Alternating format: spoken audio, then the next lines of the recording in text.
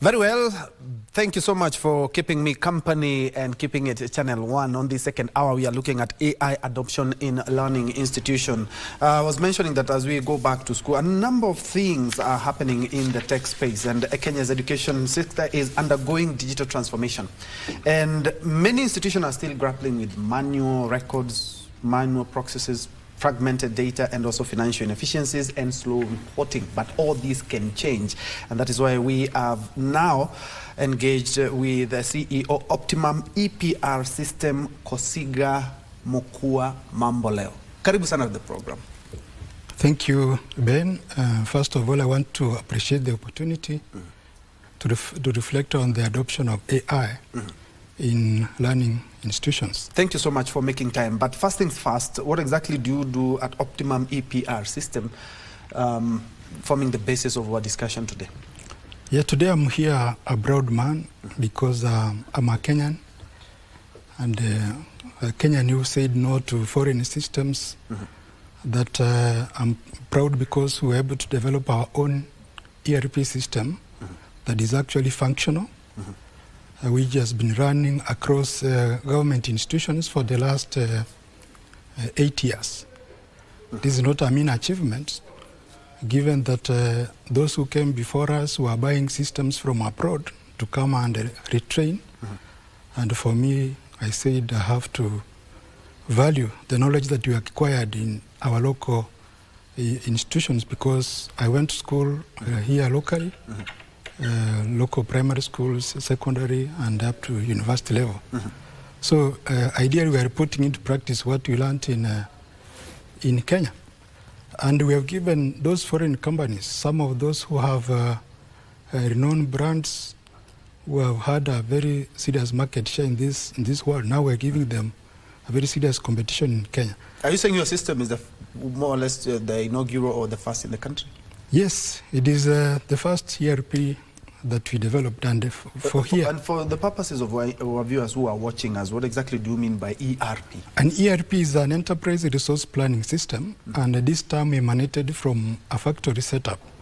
You remember, in a factory it has so many departments, and the factory is vast.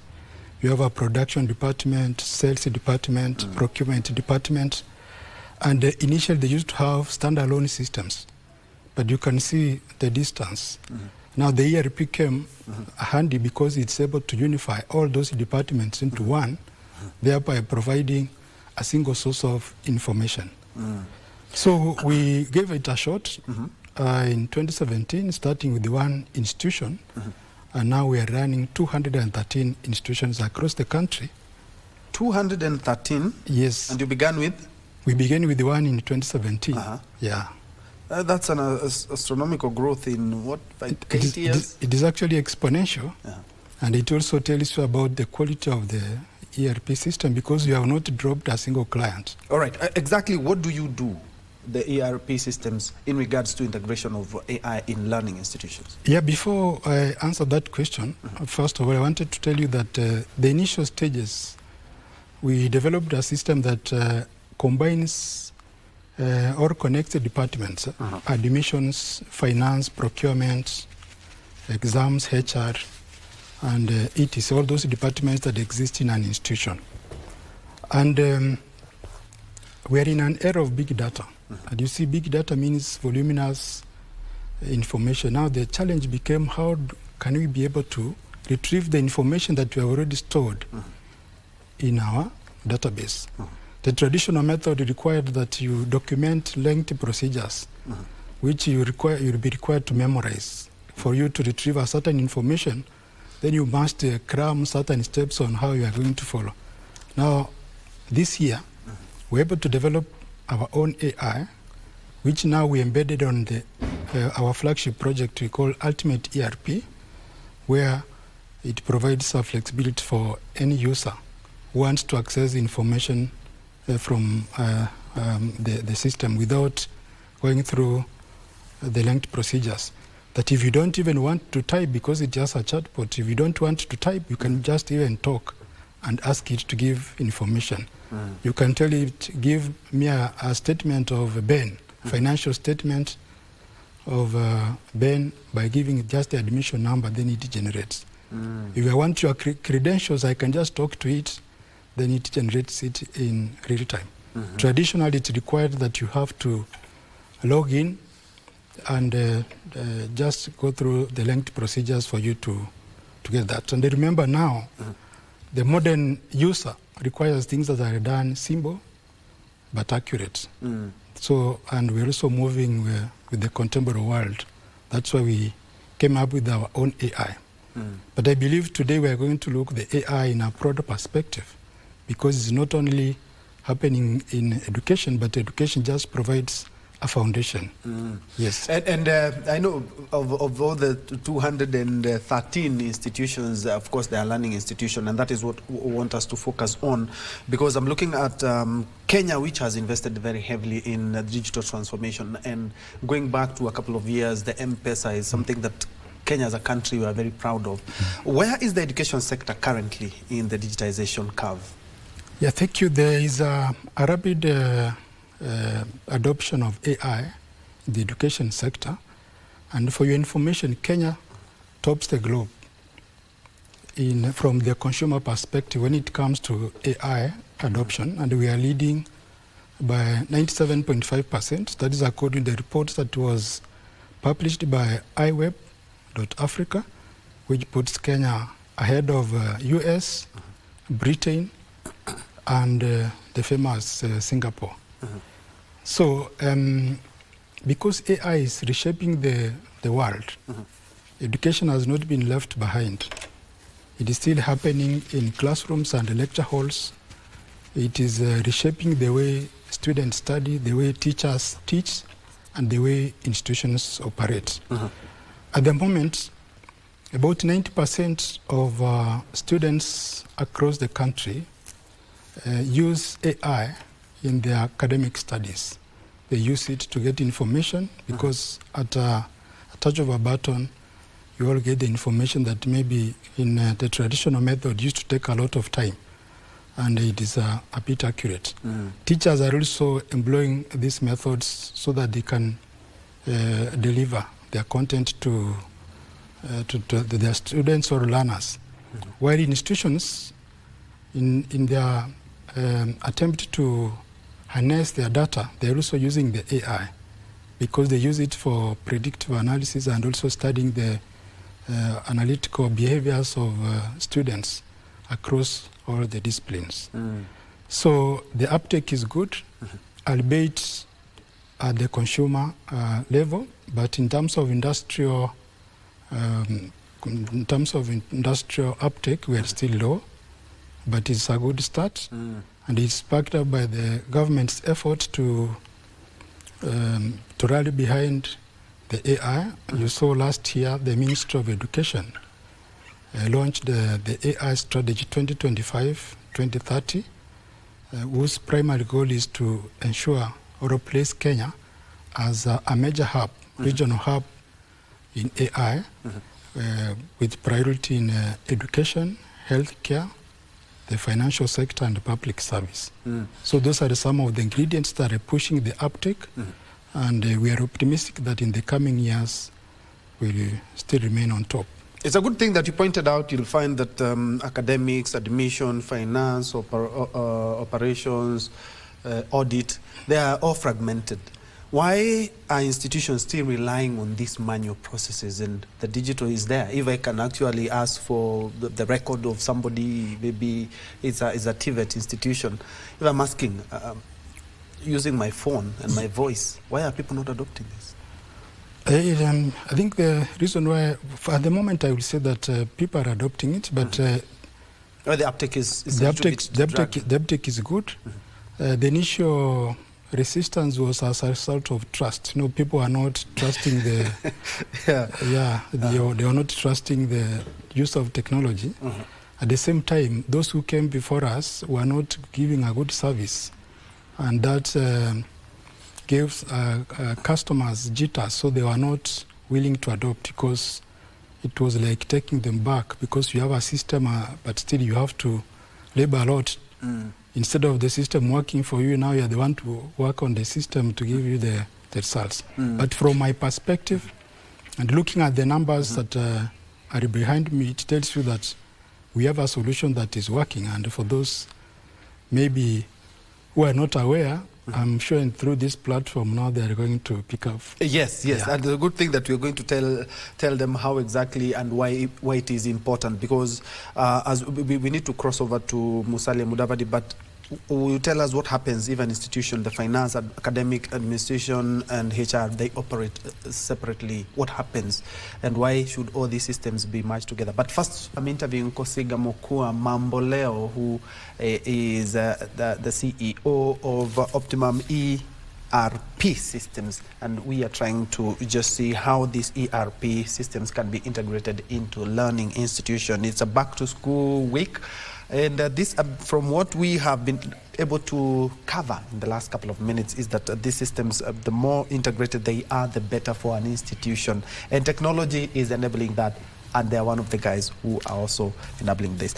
I'd mentioned earlier on, before we went for that live interview, what happens to an institutions where you find that finance, academic, admissions, HR operate in totally separate systems? Yeah, what happens in that case, it means that you are not going to get the same results cutting across, because I want to give you an example. If you have the same students in finance, the same students in admissions, the same students in exams, and you maintain those separate registers, it tells you that you are going to do a lot of work. When they are fragmented, they give you a lot of, you have to labor a lot for you to get the information. But now, when they run from a single database, it means that you only need to have a unique identifier. That is an admission number or a PF number of a staff, so that when you call for that information, it becomes easier. And like what you have done in our company is that we have introduced even what we call a single page of information, where you can get all the information about a student.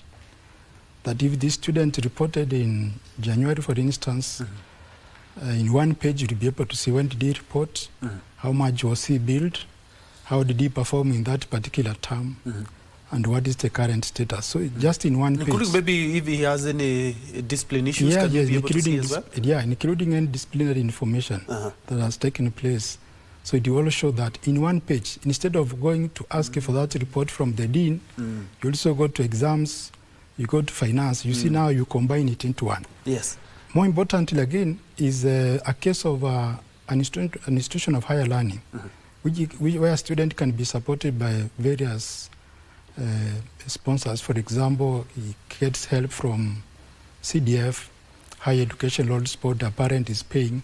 This system can still be able to combine all those into one to analyze the student, so that it can be able to advise us that this student is financed by maybe self, or a greater portion of the financing comes from sponsors. You know, because in this era, data is very critical, because it is what we use in making decisions. That's why it's important that all this information is had in one single database. Like in our company, that's what we do, where we have synchronized all departments into one. We don't have several systems linking into another system. The only area that we have done an external linkage is between us and the bank, because when students pay at the bank, we fetch that information and update the records of the students. We also try to comply with the government regulations when it comes to e-citizen. We also do such, so that, and those are now the advantages that you get when you're working, I will say, with us, because we're able to tailor our system to suit any regulation that is issued by the government, whatever time. And you can see for the last 3 years, the government policies, especially in education, have been evolving. You saw we moved from, we moved to modularized curriculum, which requires that a student can study for one term, then if he's not able to continue, maybe financially is low, he can go look for funds, but at least he can use the result that he obtained in the first term, so that he can go and look for a job. And you see, that is the beauty about when you have a system that is unified, because it is even able to store those credits so that when it comes back to advance, it is able to pick from where we left. Yeah. For a learning institution, how can you quantify the business value of digitization for an institution? The reason is because I'm quite sure there is the initial cost first. So for a learning institution, how will they, see the savings, or when do they see the savings, or where do their savings come from? Yeah, the savings would be the savings would accrue from the efficiency, because now it will take the short time, and unfortunately, the manpower, because you are going to save on the recurrent cost on employees, because now the system will take fewer people compared to when you're operating manually. You see, in the long term, that is a saving. But I usually say that the best return on investment is the satisfaction on the side of the client, because these institutions are serving their clients. The feedback they get from the clients that they serve is very important, because it has to be positive, because they are also competing in terms of enrollment. So that is how that benefit is accrued. And of course, look at the regulations. In the past, we used to, financial reporting was done on 30th of September. Now the government reduced the period to 31st of August. You see, now when you have a system in place, it makes sure that now you are able to comply. Compliance becomes easier, and so those are the benefits that you accrue as a result of the investment on the ERP. At the same time, a system, the revolution is disruptive. So if you don't comply with the advancement in technology, then it means you'll be rendered obsolete. You'll not be able to gain a competitive advantage in the same sector. Yeah, and I'm also looking at the costs. And other than the cost, and maybe, let's say I've just spent a couple of thousands or millions to get that, and that's behind me, should we be worried about job losses? Because just like we said, the fragmentation of the audit, accounts, all the departments, there were people who were manning these desks. Sure. But now I have the latest ultimate ERP, which is now going to maybe wipe out some of these jobs? Unfortunately. Should we be worried? Unfortunately, yes. Yes. But what I usually say is that when you have a workforce, then it means that you are multi-talented. Some of these people, instead of laying them off, you have to deploy them elsewhere, where they can also become useful. And we have seen that happen, that in institutions where we have implemented, no one has been sent home because just a system has arrived, but they have been deployed. Because you realize that without a system, people are meant to do things that they are not supposed to be doing. They are doing more bookkeeping or record keeping instead of being strategic. Now the system will free them and give them space so that now they can be a bit strategic instead of being tactical and operational. Now, I'm looking at an education system, and back in our day, we didn't even have computers when I was in high school. But now we have computers that store the data. This computer can maybe store the data of every student in my school. Financial records, staff, academics, discipline. How secure is this data? Yeah, data is secure. And remember, the country has made significant strides. Our primary framework is the Data Protection Act of 2019, CAP 411. And Office of the Data Protection Commission is the one that has been charged with the responsibility of enforcing this. So, and it tells us that the way you have put it, that we have information about various very sensitive information. Now, in this, the law requires that when you are processing this information, you have to be fair, then you limit it by purpose and storage. So meaning that access is not given to everyone and only information that is required. So that is why we introduce Is the information available for Optimum? So the information... The information? No. Does your company, will be also be checking and seeing how that kid is performing in some place in Lodo? Unless asked to do. Otherwise we don't do that because we also observe the ethical standards. Yeah. Ours is just to provide the solution.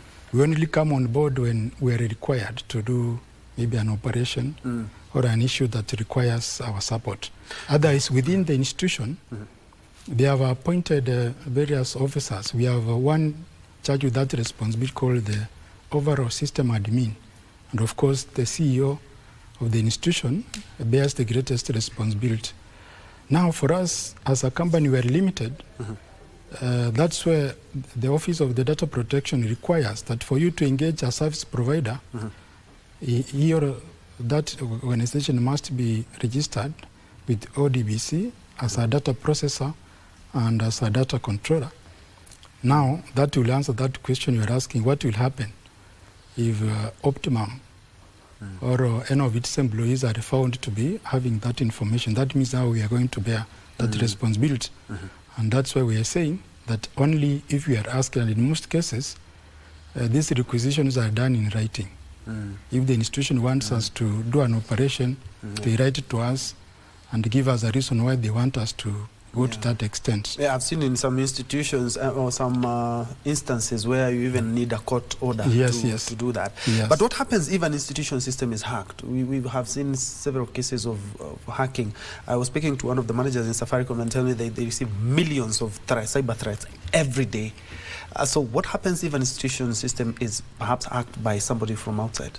Yeah, thank you, Ben, for bringing out that issue. And I usually say that all over the world, no system is secure. Yeah. That one I can admit, because security of information in a system is very complex, and it requires a combined effort that is cutting across the service provider and the client.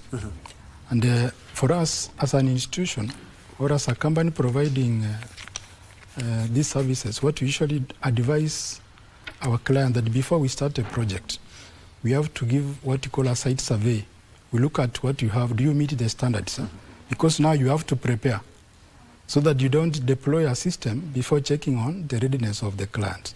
So where they have some gaps, now you advise them to bridge those gaps before now you run the system. Then AI comes into play because it is able to detect fraud or intrusions in good time and send notifications. Yes. So that means much as you want to adopt a new system, you have also to provide for security, and you have to be ready to spend so that you can keep hackers at bay. Yeah. And you have seen even very sophisticated companies. Yes, actually we even had an attempt at State House website. Yes. Yeah. But now, we've talked extensively about the finance, administration, schools. What is the experience for the student? Yeah, the experience for the student is that... What do they actually get? Because the institution now is able to run everything. Do they have more or less, like, can it improve the experience of a student in a learning institution? Yeah. Or how does it do that? You see, now the experience of the student is that whereas in the past he used to go to the institution to collect information, now from the comfort of his or her zone, he can be able to query the system. I can even see how I performed in 1996 when I was in Form 1. Yes, as long as that data is available, you can be able to query it from your smartphone and get the result. And those who don't have smartphones, we have also provided push technologies where we can be able to send the results into their phones through SMS, so that they are not, that technology, the digital divide, does not affect them, so that at least we balance to bridge that inequality gap. All right, I'm informed that we've run out of time. I'll just give you some minutes to just conclude your remarks in regards to how we can be able to not only adopt this, but it be a game changer. Talking about 213 institutions in a span of 8 years. I'm looking at in another 8 years having more or less like 8 or 10,000 institutions. Yeah, thank you, Ben. As we come to the close, first of all, I want to encourage us to adopt the AI, because as we collect a lot of information, information only becomes useful if it is processed. And when it becomes voluminous, it becomes very difficult for us to retrieve it. And that's why we are upgrading every now and again. If you look at the history or the profile of our company, we realize that we are constantly improving to make sure that we give the client the best experience that he or she needs. So mine is to advise institutions to embrace AI in training, so that they incorporate it in their technical training, to offer learners or students the practical or the smart skills that they need, so that they can be ready for the labor market. And together, we're going to build this and make Kenya a better place. And a digital space. Yes, yeah. I'm so glad that you guys are also helping out in the digital tech world, looking at where we are. In Africa, we are among the leaders in the continent. And when it comes to even things I mentioned earlier, like M-Pesa, we are really proud of these things. So the better systems, we also need to also look at also the challenges that come with it, which is also affecting the whole world. Thank you so much.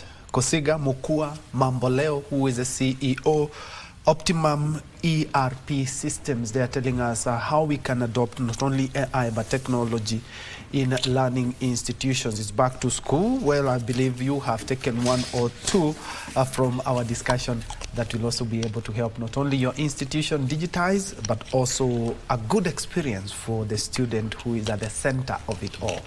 That marks the end of News Check this morning. Thank you so much for watching. My name is Bentro Enjoy.